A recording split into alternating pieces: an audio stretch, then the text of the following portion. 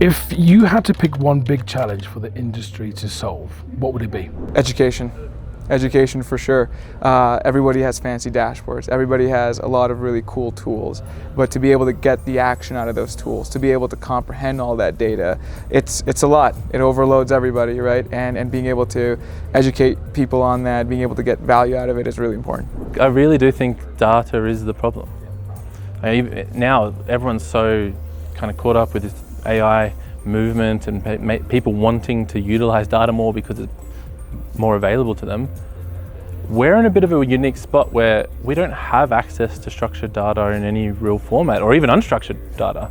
Buildings live in isolation often. They are segregated, they're not connected to the cloud, they're segmented, there's different network types and nothing's talking to each other. So the biggest problem is just saying, how do we just get past this point of many vendors, many connection types, many networks, many languages, many data structures? How do we just get to the point where data is just available and we can use it? Like, we've got to solve that problem first, because that is the one problem to solve. Move faster. We are so stuck behind.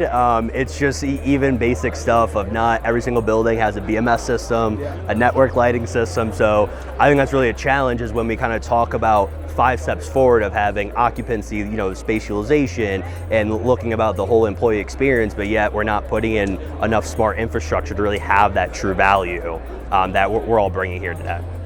They're probably, if I could name one, it's probably change management. That might be another recurring theme that we talk about as a whole. Is we know the problems with, again, data interoperability and cyber, right? These are topics that we are all solving collectively, yet I feel like the core of those that are out in the field doing work, we need some genuine change management skill sets to really help us all move forward, because we may, in this community, we are all believers of this.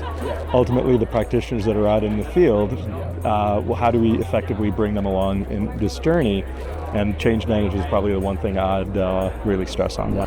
It's selling me a product and not solving my problem.